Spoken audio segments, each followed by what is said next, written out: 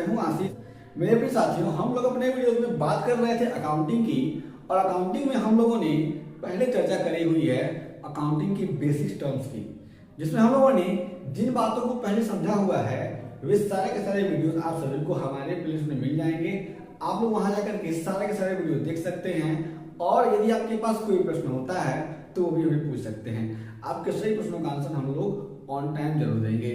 हम लोग आज इस वीडियो में समझने वाले हैं बेसिक अकाउंटिंग टर्म्स में कि परचेज क्या होता है, एग्जांपल के साथ परचेज रिटर्न क्या होता है, सेल्स क्या होता है, सेल्स रिटर्न क्या होता है, और लास्ट में समझेंगे कि गुड्स क्या होता है। इन सारे के सारे कॉन्सेप्ट को हम लोग एग्जांपल के साथ समझेंगे। मैं आपको बता देना चाहता हूं कि आपकी बेसिक अकाउंटिंग की जानकारी के लिए ये सारे के सारे टर्म्स की जानकारी आप सभी को बहुत जरूरी होती है, जिससे आप लोग आगे जो भी अकाउंटिंग पढ़ेंगे उसमें आपको सहायता मिलती है। सबसे पहले हम लोग समझेंगे परचेज के बारे में। परचेज के बारे में आप लोगों को थोड़ी बहुत जानकारी तो होगी, क्योंकि अगर आपको कहा जाता है कि भाई हमारे घर पे आपके घर वाले कहते हैं कि देखो घर में किचन में आपकी मम्मी कहती हैं कि देखो किचन में कि यह सामान नहीं है, तो आप क्या करते हो, पैसे लेते हो और जा करके सामान लेके चले जाते हो। या फिर मान लीजिए आपके पढ़ने की कोई वस्तु है, कोई किताब हो गया, कोई कॉपी हो गया, आपको उसकी आवश्यकता है तो आप जाते हो दुकान से वह सामान लेके चले आते हो। तो यह क्या है, कोई भी सामान लेके आना पैसा दे करके, नॉर्मल टर्म्स में हम लोग बचपन से समझते आए हैं, इसको हम लोग परचेज कह सकते हैं, यानी खरीदना कह सकते हैं। अब इसमें अकाउंटिंग के टर्म्स में परचेज का मतलब क्या है, इसको हम लोग क्या करेंगे, समझेंगे। यहाँ पर इसमें कहा गया है कि a purchase involves the acquisition of goods and services. कि परचेज में क्या है, इन्वॉल्व है, यानी जुड़ा हुआ है, शामिल है acquisition of goods and services, यानी किसी भी गुड्स और सर्विस को अक्वायर करना, यानी अपने पास लेके आना। In exchange for payment of some kind. और कह रहा है कि जब गुड्स को अक्वायर किया जाएगा तो उस गुड्स का एक्विजिशन किसी ना किसी पेमेंट पर होगा, यानी एक्सचेंज के फॉर्म में पेमेंट किया जाएगा। और पेमेंट जो होता है वह कई तरीके का हो सकता है। कोई पर्सन पेमेंट करता है, किसी भी गुड्स और सर्विस को लाता है तो उसके बदले में वह कैश दे सकता है, पहली बात। फिर अगर हम लोग वर्तमान में बात करते हैं तो यूपीआई ट्रांजैक्शन हो सकता है। हम लोग और समझते हैं तो चेक दिया जा सकता है। हम लोग और समझते हैं तो मान लीजिए कोई भी बिजनेसमैन है, हम लोग अकाउंटिंग की बात कर रहे हैं, तो वह बिजनेसमैन क्या कर सकता है, कोई अपने पास जो वस्तु है उसको भी दे सकता है। उसको हम लोग बार्टर सिस्टम में समझते हैं। तो यहां पर आप लोग समझेंगे कि a purchase involves the acquisition of goods and services in exchange for payment of some kinds. और यहाँ पर आप लोग ये समझ चुके होंगे कि किसी भी पेमेंट के बदले में कोई भी गुड्स आप लोग अपने पास लेके आ रहे हैं तो वह क्या है, परचेज कहा जा सकता है। ठीक है ना, कि यहाँ पर कैरेक्टर ये कहता है कि जब कभी भी आप लोग परचेज करेंगे तो उसके बदले में आपको कुछ ना कुछ देना पड़ेगा। The payment is usually in cash or credits. और जो भी पेमेंट होगा वह कैश में भी हो सकता है, भाई साहब समझिएगा, और क्रेडिट भी हो सकता है। यानी हम लोग पेमेंट अभी किए नहीं हैं, हमने क्या किया है, जो सामान अपने वहां मंगाया हुआ है, जो सामान लिया हुआ है, या फिर जो भी सर्विस ली हुई है उसको उधार पर लिया हुआ है, क्रेडिट पर लिया हुआ है, और हमने कहा है कि हम इसके पैसे आगे चल के आपको दे देंगे। ये बात आप लोग समझेंगे। आगे कहा गया है in case of manufacturing concern, अगर कोई भी मैन्युफैक्चरिंग का बिजनेस है तो purchase means acquiring of raw material for the purpose of conversion into finished product and sale। अगर कोई भी मैन्युफैक्चरिंग कंपनी है या फिर मैन्युफैक्चरिंग बिजनेस है तो वहां पर परचेज का मतलब ये होता है कि किसी भी रॉ मटेरियल को खरीदना और उस रॉ मटेरियल को क्या करना, उसे प्रोसेस करना और प्रोसेस करने के बाद से उसे फाइनल प्रोडक्ट में यानी फिनिश्ड गुड्स में या फिर फिनिश्ड प्रोडक्ट में कन्वर्ट करना और जब वह प्रोडक्ट बन जाए तो क्या करना, उससे उसे सेल कर देना। एग्जांपल समझेंगे मैन्युफैक्चरिंग का। मान लीजिए कोई भी कंपनी है और बनाती है ब्रेड, ठीक है ना, ABC लिमिटेड है। अब ये बनाती है ब्रेड। अब ये मैन्युफैक्चरिंग कंपनी है तो ये क्या करती है, XYZ कोई दुकानदार है या फिर मैं मान लेता हूँ ये भी कोई कंपनी है। इस कंपनी से क्या करती है, लेती है मैदा, चीनी और वो भी बेकिंग सोडा वगैरह सब लेती है और इससे क्या करती है, ये बना देती है ब्रेड, ठीक है। तो ABC लिमिटेड ये जो भी रॉ मटेरियल खरीदती है ब्रेड बनाने के लिए, ये परचेज इसके लिए हो जाएगा। ये जो भी चीजें खरीदेगी इस टर्म्स में परचेज का मीनिंग ये होगा कि इसने क्या किया, रॉ मटेरियल खरीदा फिनिश्ड प्रोडक्ट बनाने के लिए यानी ब्रेड बनाने के लिए और ब्रेड को सेल करने के लिए। ये आप लोग समझेंगे, ठीक। आगे चलते हैं। In case of trading concern purchase means acquiring of finished goods for the purpose of resale। और अगर हम लोग बात करते हैं ट्रेडिंग बिजनेस की तो ट्रेडिंग बिजनेस में क्या होता है कि कोई भी पर्सन होता है, कोई भी दुकानदार होता है, वह बनी बनाई वस्तु को अपने वहां पे लेके आता है और उस वस्तु को क्या करता है, किसी अनदर पर्सन को सेल कर देता है।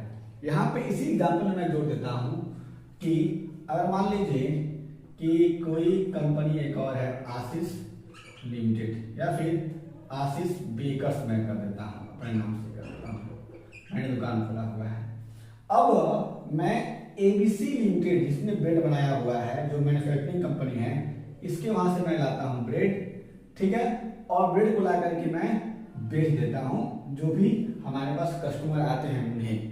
तो मैं क्या कर रहा हूँ, मैं कर रहा हूँ ट्रेडिंग का बिजनेस।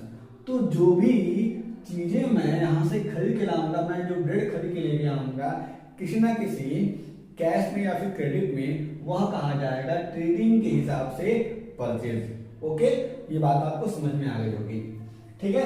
तो यहाँ पर हमने भी समझा कि परचेज का मीनिंग क्या होता है अकाउंटिंग के टर्म्स में। आगे हम बात करते हैं परचेज रिटर्न। परचेज रिटर्न, जो हमने परचेज किया उसी को रिटर्न कर देना यानी वापस कर देना, ठीक है। अब इसको हम लोग कह सकते हैं हिंदी में क्रय वापसी, ठीक। आगे चलते हैं। कहा गया है कि when purchased goods are returned to the suppliers, these are known as purchase returns। जब क्या किया जाता है, जो गुड्स परचेज किया गया है किसी सप्लायर से, किसी कंपनी से, किसी बिजनेस से, उसको हम लोग क्या करते हैं, उसी को रिटर्न कर देते हैं वापस, तो उसे हम लोग कहते हैं कि वह क्या है, वह परचेज रिटर्न है। ध्यान सुनिएगा, इस केस में जो आशीष बेकर्स नाम की यह दुकान है, इसने यहां से 5000 यूनिट ब्रेड मंगाया, ठीक है। अब इसमें से मान लीजिए कि 100 यूनिट जो ब्रेड है उसको चूहों ने खाया हुआ है, तो क्या करना पड़ेगा, इसे लौटाना पड़ेगा, वापस करना पड़ेगा। तो यहाँ पे क्या होगा, जो 100 यूनिट ब्रेड यहाँ पे इसको लौटाया जाएगा, 100 पैकेट लौटाया जाएगा, वो क्या हो जाएगा, हो जाएगा परचेज रिटर्न, ठीक है। आगे चलते हैं। आगे कहा गया है such returns are also known as return outward. और जो हमारे पास परचेज रिटर्न है उसको हम लोग एक अलग नाम से रिटर्न आउटवर्ड के नाम से पढ़ते हैं, जानते हैं। तो आगे जब हम लोग पढ़ेंगे पीएल अकाउंट्स, तो पीएल अकाउंट्स में ट्रायल बैलेंस में आप सभी को रिटर्न आउटवर्ड भी देखने को सुनने को मिलेगा, ये बात आप लोग ध्यान रखिएगा, ठीक। आगे चलते हैं। अब हम बात करते हैं सेल्स की। सेल्स के बारे में कहा गया है कि sales means transfer of ownership of goods and services to customer for payment of some kind. यानी कुछ ना कुछ रिसीव हो रहा है, उस रिसीव के बदले में कोई ना कोई गुड्स है, उसकी ऑनरशिप ट्रांसफर की जा रही है सामने वाले पर्सन को या फिर सामने वाले बिजनेस को, तो हम लोग कह सकते हैं कि वह क्या हो रहा है, सेलिंग हो रही है। ठीक है। अब यहाँ पर जो एबीसी लिमिटेड है, इस एबीसी लिमिटेड ने क्या किया, यहाँ पर 5000 मान लीजिए ब्रेड ट्रांसफर कर दिए इसको, बेचे आशीष बेकर्स को। तो इस कंडीशन में क्या होगा कि जो भी यहाँ पर कोई भी काम हो रहा है, उस काम को हम लोग कहते हैं कि वह क्या हो रहा है, वह सेलिंग हो रही है। Okay, the term sales never use for sale of assets. अगर हम लोग एसेट्स को सेल कर रहे हैं, ठीक है, तो हम लोग कहते हैं उसको, हम लोग सेलिंग का नाम नहीं दे सकते हैं। आगे बात कहा गया है कि the term sales is used only for the sale of those goods which are purchase for sale. कहने का मतलब है कि अगर कोई भी बिजनेसमैन है, वह क्या करता है, किसी गुड्स को अपने वहां पे लेके आता है और उसको किसी अनदर पर्सन को, किसी अनदर कस्टमर को बेच देता है, तब उसे कहा जाएगा सेल। लेकिन कोई अगर दुकानदार है, वो उसने क्या किया, कोई एसेट खरीदा और उस एसेट को या फिर किसी गुड्स को लेके आया वह, और उसको अपने बिजनेस के पर्पज के लिए इस्तेमाल कर रहा है, और उसको उस प्रोडक्ट को, उस गुड्स को यूज करके वह रेवेन्यू जनरेट कर रहा है, तो उस कंडीशन में उसको हम लोग एसेट के कैटेगरी में डालेंगे और उसे हम लोग सेल नहीं मानेंगे। ये बात आपको समझनी है। ठीक है, आगे हम बात करते हैं। आगे कहा गया है sales returns. A sales returns occurs when customer return goods। कह रहा है भाई साहब कि सेल्स का मतलब यह होता है, सेल्स की घटना तब घटती है जब कस्टमर जो हमारा है क्या करता है, गुड्स को रिटर्न कर देता है। ठीक है, दे प्रीवियसली परचेज, जो उसने पहले परचेज किया हुआ है। ठीक है, मैंने आपको एग्जांपल दिया था कि एबीसी लिमिटेड ने आशीष बेकर्स को 5000 ब्रेड दिया था, बेचा था। अब इस कंडीशन में एबीसी लिमिटेड को 100 ब्रेड वापस आ जा रहा है, क्योंकि उसमें कुछ ना कुछ डिफेक्ट था। मैंने कहा चूहे ने खाया हुआ था। तो इस कंडीशन में जो भी सेलिंग करने वाली पार्टी है, एबीसी लिमिटेड है, तो एबीसी लिमिटेड के पास इसके कस्टमर आशीष बेकर्स के द्वारा जो भी गुड्स यानी 100 यूनिट ब्रेड वापस आ रहा है, तो इस काम को हम लोग कह सकते हैं कि यह क्या है, सेल्स रिटर्न है। आगे देखिएगा, this could due to various reasons. अब जो भी सेल्स रिटर्न होता है उसके बहुत सारे रीजन हो सकते हैं, लाइक डिससेटिस्फैक्शन। जो भी कस्टमर गुड्स खरीद के लाया है, ले गया है, उसे सेटिस्फैक्शन नहीं मिला, पूरी तरह संतुष्टि नहीं मिली।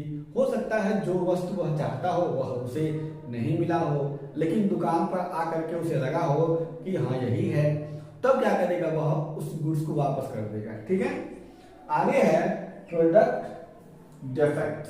अगर जो प्रोडक्ट वह खरीद के ले गया भाई साहब, उस प्रोडक्ट में कोई भी दिक्कत है, तो क्या करेगा, वह उसे वापस कर देगा। कुछ उसमें मान लीजिए टूट फूट हुई हो, इनकरेक्ट आइटम, या फिर हम लोग कह सकते हैं कि जो वस्तु वह चाहता था वह उसे नहीं मिली। कहने का मतलब है कि दुकान पर वह लेने आया था ए और उसको मिल गया आइटम बी। जब वह ए की पैकिंग करवा रहा था, तो उसी में किसी भी अनदर पर्सन ने, जो वहां पर कोई भी पर्सन था जो दुकानदार ने रखा हुआ था, उसने बी आइटम पैक करके उसको थमा दिया, तो क्या हो जाएगा, यहाँ पर उसे इनकरेक्ट आइटम मिल गया। ठीक है, इस तरह का कंडीशन हो सकता है। आगे कहा गया है such returns are also known as return inward. अब जो हमारे पास सेल्स रिटर्न होता है, क्या कहते हैं इसको, हम लोग रिटर्न इनवार्ड कहते हैं। क्यों कहते हैं, क्योंकि जो सेल्स किया गया है, तब क्या हुआ, हमारे पास से गुड्स चला गया। अब जब सेल्स हमने किया था, वो गुड्स हमारे पास आ रहा है, तो क्या हो जाएगा, जो हमने सेल किया हुआ है वो हमारे पास रिटर्न हो रहा है, इसलिए हम लोग कहते हैं इसको रिटर्न इनवार्ड कहते हैं। ठीक, आगे चलते हैं, लॉजिक समझिएगा आप लोग। गुड्स की बात करेंगे तो कहा गया है goods includes all those things which are purchase for resale. कह रहा भाई साहब कि गुड्स में वे सारी की सारी वस्तुएं इंक्लूड्स हैं, ठीक है ना, जो क्या किया गया है, जो खरीदा गया है क्या करने के लिए, रीसेल करने के लिए, और which are use for producing finished products which are also meant to be sold, और जिसका उपयोग हम लोग कर सकते हैं किसी फिनिश्ड प्रोडक्ट को बनाने में। उस कंडीशन में जिस गुड्स का हम लोग यूज करेंगे, इस्तेमाल करेंगे फिनिश्ड प्रोडक्ट बनाने में, उसे हम लोग कहते हैं रॉ मटेरियल। तो रॉ मटेरियल का भी यहाँ पर जिक्र आ जाता है गुड्स के डेफिनेशन में। मेरे अपने साथ इस वीडियो में हमने समझा बेसिक अकाउंटिंग टर्म्स में कि परचेज क्या होता है, परचेज रिटर्न क्या होता है, सेल्स क्या होता है, सेल्स रिटर्न क्या होता है, और गुड्स क्या होता है। यदि आपके पास कोई प्रश्न है तो निश्चय आप लोग अपने सारे प्रश्नों को बता सकते हैं। आपके सभी प्रश्नों का आंसर हम लोग ऑन टाइम जरूर करेंगे। हम लोग फिर से मिलेंगे। यदि आप चैनल पर नए, चैनल को सब्सक्राइब कर लीजिए, वीडियो को शेयर कर दीजिए और लाइक कर दीजिए। तब तक के लिए जय हिंद।